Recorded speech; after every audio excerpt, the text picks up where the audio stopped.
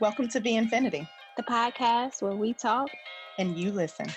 We're your hosts, Ashley and Tori. A very important election coming up. And although we may talk about some silly, topics here and there, we really want to hone in and kind of tackle something very important to our community, which is voting. It's time to get real. It is. This is some real life stuff.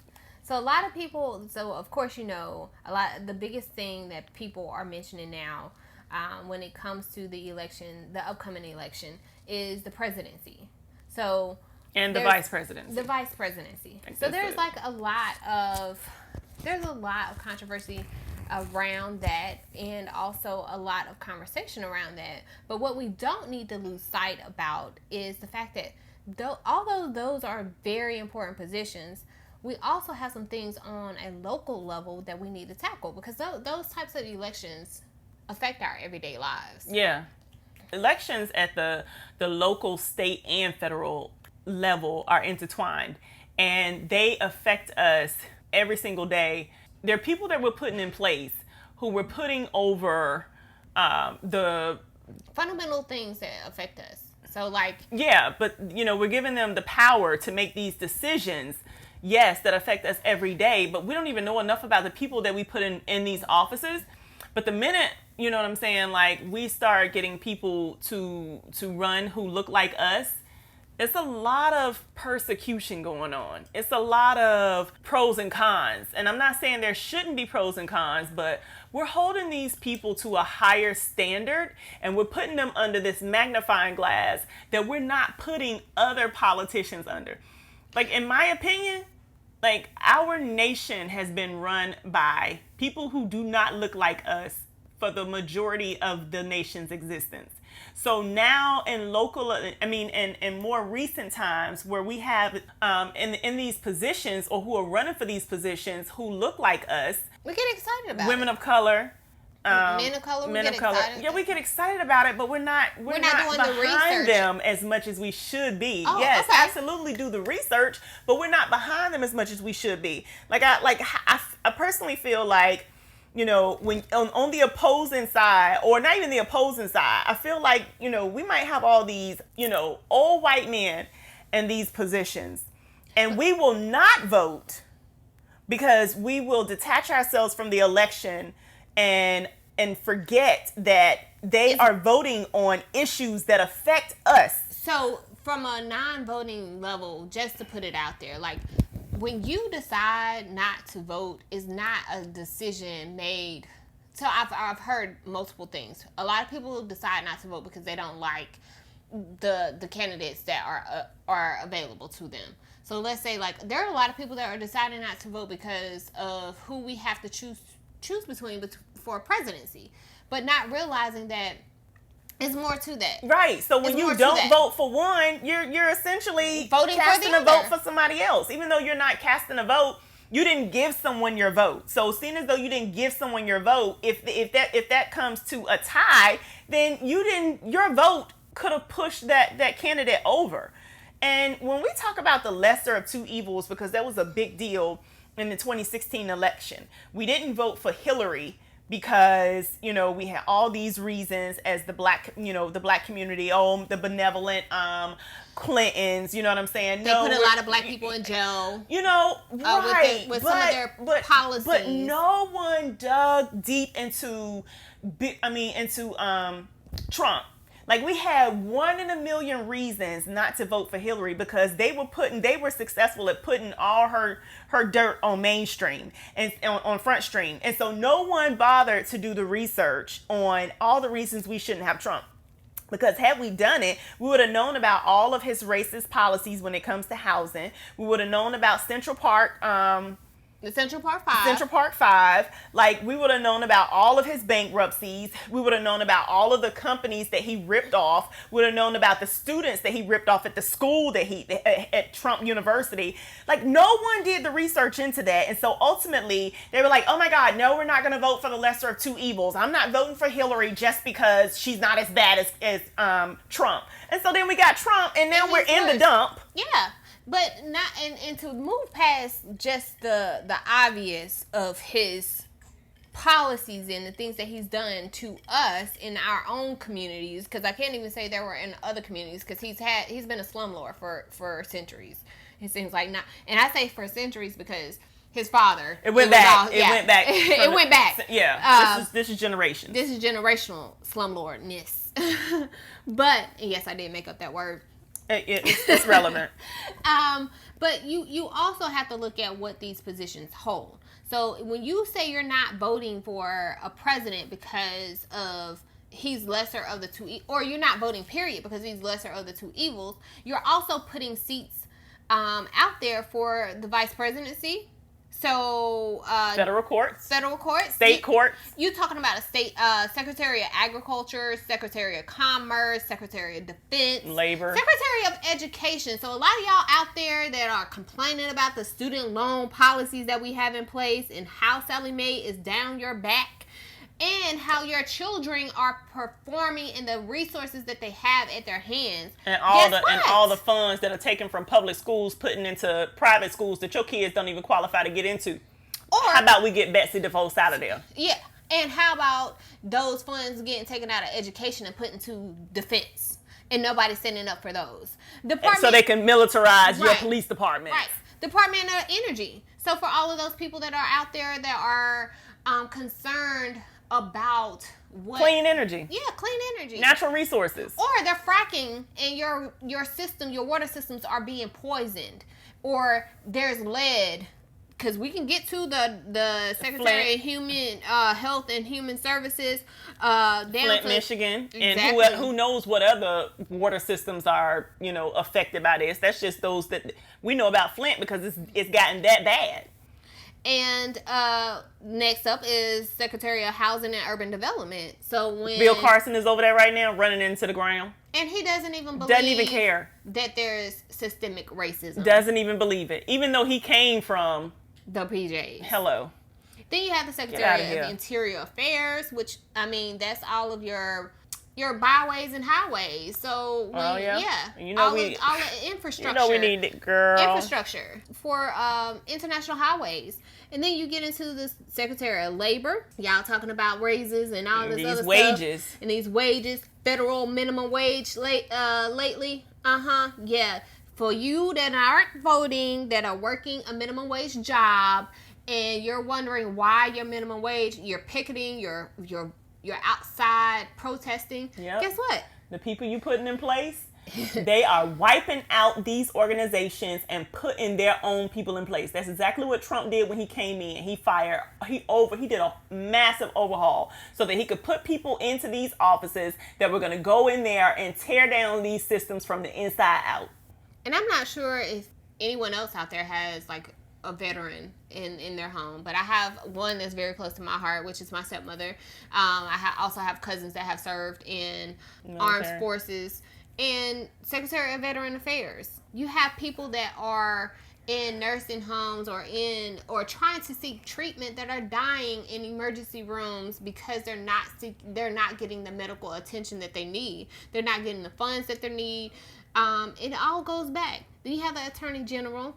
He's gone through, I believe, at this point, 5? I don't know, but if we don't get Bill out of there, what's his name? It's Bear. Barr. If we don't get, oh my goodness. Girl, Barr. Woo. Who tells people to commit federal offenses by voting twice? Come on. He co-signed for that. And then one of the most important ones that people aren't realizing, Trump has appointed 2 Supreme Court justices. They serve for life. They keep the checks and balances of our justice system. And right now we have a fragile life and that is so important. She's holding on for dear life. She is doing everything. She's like, please. She's like, I fought cancer. She is waiting on us. And she's fought cancer. She's waiting on this election. She has fought cancer. She fought cancer and she's like 90-something years old. This is her 5th time fighting cancer. Come on. And she's come on, RBG. We can do this. Come on, guys. Let's do it. She's waiting on this election like we waiting on Christmas. Please at least give her a break. Like we waiting on COVID Please to be let over her rest. Please let her get a moment of rest before she actually goes into eternal rest. And this is what it means by saying, I'm not voting because I'm voting for the less of the two evils. And this is just on let me back up a little second or two, because I failed to mention federal judges. And when I say federal judges, I mean federal judges that sits over the court systems in state levels. At state levels, right. State level judges. So when you are suing someone, or when you're appealing your cases on a state level, regardless of who you're voting for locally, that can climb up the ladder. And once it climbs up the ladder, it reaches a federal judge. This president has appointed, I believe, over 20-something federal judges. At the state level. At the state level. Yes, ma'am. And let me tell you what that means for him. Had he been able to appoint judges to the New York courts, he would have been able to get out of these charges that the New York State Attorney General has brought against him and his foundation, as well as the NRA. The NRA's their bylaws and everything have been established in New York. And because of that, the New York Attorney General was able to bring up charges at the NY state level in order to try to bring down the NRA for all of their corruption. So this is why it's important for us to be able to manipulate the courts in our favor, because that's what they're doing. They're manipulating the courts. They are. You know what I'm saying? They're controlling everything, and the people have no power. And you have to understand that's what. First of all, and I'm not here to push a party, but do understand that there is a party that is certainly not in your favor. You may have some question about one party, but the other one, you know damn well the party is not in your favor. Like, let's use our good sense here, and let's think about how things are really affecting us, our children, and generations to come when you put these judges in place that are in place for life. And these judges on the state level is your path to the Supreme Court justice.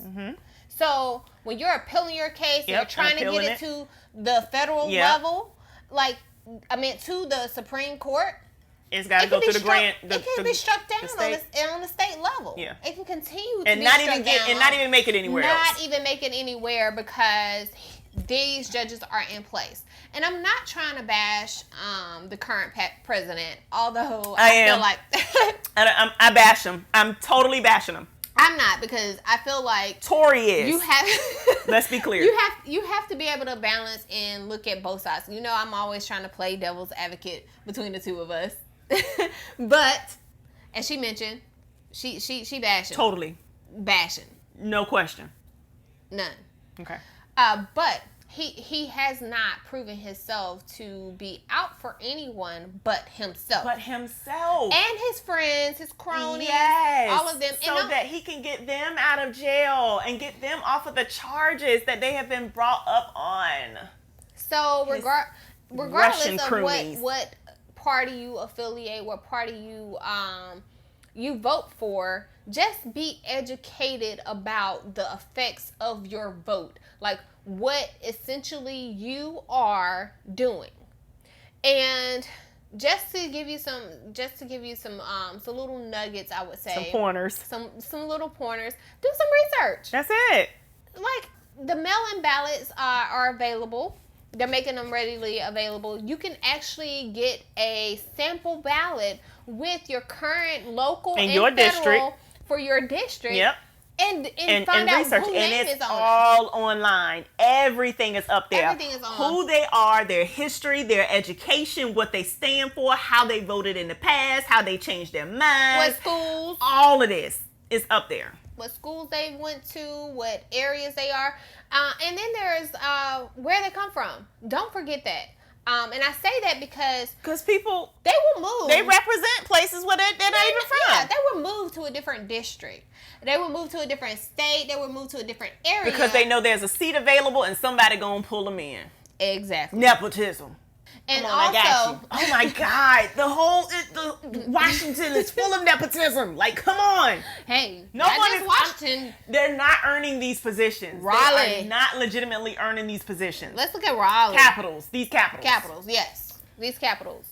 But again, do your research. Not just for your research for these actual people, but also the people that are backing them. And I want to bring that up because we recently had an election. It was a special election in Charlotte, North Carolina, where a particular politician was being backed and sponsored, and funds were being driven into her campaign because they wanted her to win, knowing that she would not have a high chance of winning against the Republican opponent. And therefore, she won the Democratic seat, or they were pushing for her to win the Democratic primary to go up against the Republican. The Republican that they knew that she would not win or match the funds. Then they were going to snatch the funds, so she wouldn't have a larger platform to run against him in for this particular area. And it's not just happening on local levels. Stuff like this is happening on higher levels. You better know it. They found that, was it Bernie? It was one of the larger politicians that were getting funds that were associated. They're having to turn down funding because they're finding that the other party is like, hey, let's fund this guy over here because we know he can't win. If he wins the primary, then he has no chance against him on the larger level. Yeah, and understand this: when your politicians are bought, they're working for whoever has the highest wage. Like, they're not working for you. They're working for the lobbyists who are paying to put them there. So understand that. They might run on this campaign. I'm going to do this and I'm going to do that. But that's not what they stand for. Not at all. So beware. Please beware. Buyers beware. Yes. Yeah, listen. Because sold as is. And I'm going to tell you, because once you put them in these positions, unless they do something to ruin it themselves, most positions are for at least 2 years, others for 4 years, and some lifetime. So just be conscious of that. Know about these officials, these elected official positions, and what's at stake. Know how long these positions last, and then hold your politicians to accountable. Yeah, hold them accountable. Like if you create, if you are voting for someone because they said they were going to do X, Y, Z, go back and hold them accountable. Like, this is the time. Their phone numbers are public record. Their addresses and where you can contact them are public record. If you demand and you write and you set appointments, they have to, in some cases, see you regarding those appointments. Like, you can make an appointment to meet with your senator. You can make an appointment to meet with your local officials. And just so we are not just talking on a federal level, also on a local level. So a lot of people are upset with the police. We're having a huge movement across the nation in different cities. Cities are burning, but no one is putting attention on how these people are put in place and where they're coming from. So you have mayors, you have city councilmen, you have some city councilmen and women, I should say city council men and women, that are defunding police departments. And it's for cities and towns because from a state level, they're not doing it. So in the same fashion that you're looking at your federal and your national elected officials, be mindful of the people that are on your local level. Like, you have people that are city councilmen, city council women. These are people that you see at the grocery store, you see at church. Most of the time they will visit your church as they're especially campaigning, around elections. as they're campaigning right. For these positions. You might not see them anymore after that. Not after that. Until next year. But, be mindful of these people. What are their agendas? Like, what are they investing in? I come from a town where a college is nearly taking over the whole entire town. There are some things that are going on in the town that the local officials are allowing because there is funding involved. There is money involved. So how are you getting involved in your local elections? City council holds meetings that are open to the public. Most of the time, school boards are available and around, so you can go talk to your school board members. You can get involved in that when it comes to you're upset because kids aren't in school, or you're upset because kids are not able to do virtual learning, or they don't have the supplies that they need from a virtual learning standpoint. Yes, these things happen at a state level, but they also happen at a local level as well. You have school districts by county that made decisions on how the kids will go into school, whether it was virtual at first or every so often they'll reassess. So these school board members are your everyday neighbors. You can know a lot about your everyday neighbors that other people don't. Yeah. I hear it all the time, like, oh, this person is on the ballot. I remember when I seen him with this little side thing with his wife over here. Oh, that's one thing, but also find out where their kids go to school. Yeah. Find out what district of their kids if you know that much about this person, where their kids go to school at. Yes, yeah. So because it's important to know what their motives are. And you want to know that their motives are genuine. So if your kid is sitting in school next to my kid, I'm going to feel a little bit better about that, as opposed to you driving your kid up the street, around the block, down, around the corner to the private school. Or she getting picked up by Sally's mom in a carpool. Then I'm going to want to know, why your baby not sitting beside my baby if we live beside each other. Yep. Because, it's cool for you to choose, like school choice is important. But if you sitting on the school board, then I'm going to need to understand what you pushing. Are you pushing private funding school? Or are you pushing for public funding school? Because Bessie DeVos, she not pushing for public funding schools. Oh my God. It is so important for you all to understand the policies and things that she is putting in place. Like, she is not on your side. She is not in your favor. One of the biggest I want to point out. The rape on campus? I'll get there, girl. One of the biggest I want to point out is the fact that I have so many people in my life that I know who cannot get their kids into pre-K. Yeah, I'm one of them. Pre-K is something that has been decided on from a federal level. It has major state benefits level, for early child development. And guess what? The funding for it is cut almost every single year. And you're wondering why you can't go back to school. Go back to school, go back to work, go back to whatever you need to go back to as a parent, or cut your child care out, or not pay for private school for your kids to get into some type of pre-K program by paying out of pocket. And it's because these people are making these decisions for you, and you're allowing it to happen because you're sitting at home saying, hey, they're going to do what they want to do anyway. Yeah. And that's how it's going to be. So I'm not going to vote. And for the people out there that are like, well, my vote doesn't matter because they already made up their mind and the system is rigged. And ask yourself this. This is what blows me with that. If your vote did not matter, why are there so many things in place to keep you from voting? So many things in place. And it's not just something new. The gerrymandering, the shutting down the polling, the voter ID.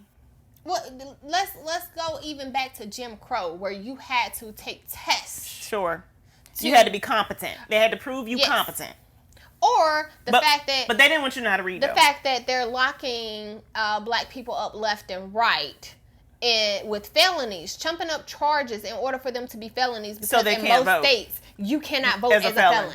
Right. Unless you pay a fine or do some extra shit in order to get it off of your record. But my vote doesn't matter. But they doing all this stuff to keep you from getting to a point where you can not vote. So, noodle on that for a second and let me know why you ain't voting. I would love to hear it. So I know everybody's like really tired of the text messages, all of the commercials, all of the emails that you're getting. I get so many text messages. Who you telling? Social media even. They get the little thing that come up there. Donations. Yeah, donations. Oh my God. For today.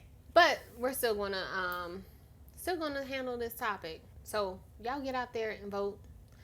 I know this is another medium of you hearing this, but that's how important it is. Very important. That's what you need to understand. If they're willing to go through hell and high waters to keep you from voting, then it must matter. Very much. Despite what you're hearing from Ice Cube and anyone else who might be pushing this message that your vote doesn't matter and discouraging you from voting or not voting for the lesser of two evils. I don't know what this thing is with us not wanting to push forward and a black woman for vice president, although, you know, she identifies as black and Indian and Asian. Yes. Okay. So some way, somehow, the conversation has come up, the topic has come up that she's not really black. What is that? She's Jamaican and she's Indian. Not really black? Look, she's a person of color. She's not black enough? I don't, if she's a person of color, does that make her black? I don't understand. Oh, but she's not African American, even though she is a person of color. But is she of African descent? Look. Is she part of the global majority? You done. That's all I'm saying. I want them to be done, too. I'm struggling with it. Okay. But back to this whole, despite all of that, I really want to give you some essential information. So if you're in North Carolina, just to let you know, early voting starts October 15th. So make sure that you find your polling place for early voting. You do have to vote in your district for early voting. If you vote outside of your district, it will not count. So make sure you do find out where your local polling place is and vote in your local polling place or your local early voting polling place. The official national day to vote is Tuesday, November 3rd. So from October 15th to Tuesday, November 3rd, you can vote. I also know that if you decide to get a mail-in ballot, you can drop them off at any of your polling places. So you get that? Get your mail-in ballot. You can request one at vote.org. You can request one. Yes, it's just 2 weeks in North Carolina. And if you're upset about that, also note that law was passed by local officials as a way to, guess what? Whom you did or did not vote for. Guess what? They're trying to steal your vote. They're trying to keep you from voting. So that's the reason why that's in place. Please get out and vote. Please. You have 2 weeks to get by a polling place to vote. And not just you. I know this is the time, and we're in times of COVID right now, but it is of dire importance that you encourage as many people around you as possible. If you have to, Uber someone to the polling place, if you have to encourage them to get their mail-in ballots, whatever we have to do. If you have to order their mail-in ballots for them. Do it. Please understand that it affects you too. Just understand that these are the times at which when your neighbor votes, their vote affects you too. When they don't vote, that affects you too. So we're all intertwined. Let's get this done. Let's do this. All right. 2021? Yes. 2020, 2021? Yeah, we got this. Yeah. It's in the bag. See you October 15th through November 3rd at your polling place. Not really, but be there. Vote. Get that little sticker. Vote. Post your picture on social media. I voted. And tell all your friends. 2020 election. Guilt trip them. He's out of there. Get him out of there. You remember that? Get him out of there. Drain the swamp. What she said. Let's drain the swamp. What she said. Let's what is it? Build back better. That's Joe Biden. Let's build back better. There we go. 2020. That sucks. Build back better. Build back better. That sounds like some porn. Be best. Like, what kind of shit is that? Hey. Listen. Okay. What's important? Biden and Harris. Let's do it. 2020. There we go. A little bit better. Vote. And just to let you know, this is not a sponsored podcast. We But ain't getting no vote. money for that. But vote. We're sponsoring us. Vote. They not though. Thank you for tuning in to today's episode of VNfiniti, the podcast where we talk And you listen. Make sure you like us on Instagram and Twitter, and don't forget to subscribe. Thank you again for tuning in. Vote. She said vote. I said Vote. vote. You better vote. Vote. Vote. Vote.